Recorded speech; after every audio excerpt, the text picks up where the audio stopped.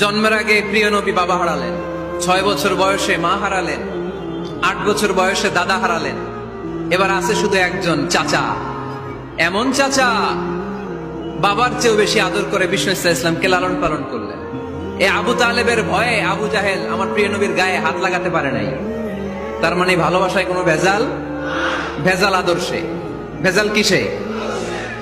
শেষ নিঃশ্বাস ত্যাগ করার আগে আবু তালেব অসুস্থ, আবু জাহেল উতবা সাইবা একদিকে, আমার নবী আরেকদিকে।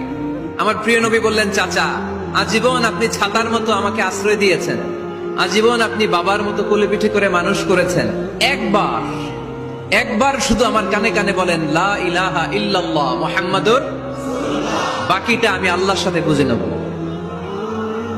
কিন্তু আবু জাহেলও পাশে আছে না নাই?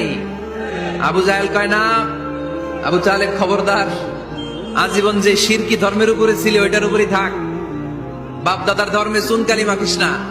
একবার আবু তালেব প্রিয় নবীর নুরানি চেহারার দিকে তাকায়, মনে মনে ভাবে এখনই পড়ে ফেলি কালিমা, মুহাম্মদের আদর্শই আমার আদর্শ বানায় ফেলি। আবার যখন আবু জাহেল উতবা সাইবার দিকে তাকায়, মনে মনে ভাবে না, আগের ধর্ম ছাড়তে চাই না।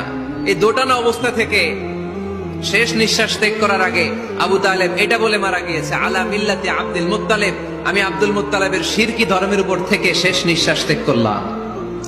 তার মানে আল্লাহর দেয়া বিধান অনুযায়ী সে জান্নাতি না জাহান্নামী? শুধু যে নবীরে ভালোবাসছিল কোনো কাজে আসছে? কথা বলেন। তাহলে শুধু ভালোবাসা আমারে বাঁচাতে পারবে না। নবীর ভালোবাসার পাশাপাশি আমার নবীর আদর্শ জীবনে থাকার দরকার আছে না নাই? এজন্য আল্লাহ নবীর পরিচয় দিয়ে বললেন, মুহাম্মাদুর রাসূলুল্লাহি ওয়াল্লাযীনা মাআহু আশিদ্দাউ আলাল কুফফারি রুহামাউ বাইনাহুম। কোরআন আমাদেরকে বলে তোমাদের প্রিয় নবীর প্রথম পরিচয় তিনি রাসূলুল্লাহ সাল্লাল্লাহু আলাইহি ওয়াসাল্লাম, তিনি হলেন আল্লাহর রাসূল। তার সাথে যারা থাকে তারা কাফেরদের ব্যাপারে বজ্র কঠোর, মুমিনদের ব্যাপারে পুষ্পকোমল। সুবহানাল্লাহ পড়ে। আবার কোরআন বলে, ওমা মুহাম্মাদুন ইল্লা রাসূলুন ক্বাদ খালাত মিন ক্বাবলিহির রুসুল। মুহাম্মদ রাসূল ছাড়া অন্য কেউ নন, তার আগে এরকম অনেক রাসূল দুনিয়ায় এসে আবার বিদায় নিয়েছে, ঠিক কি না? তাহলে কোরআন কিন্তু প্রথম পরিচয় দিয়ে দিলে, 1 নম্বর পরিচয় আমার নবীর। 1 নম্বর পরিচয় জোরে বলেন, 1 নম্বর পরিচয় তিনি রাসূলুল্লাহ, আল্লাহর রাসূল।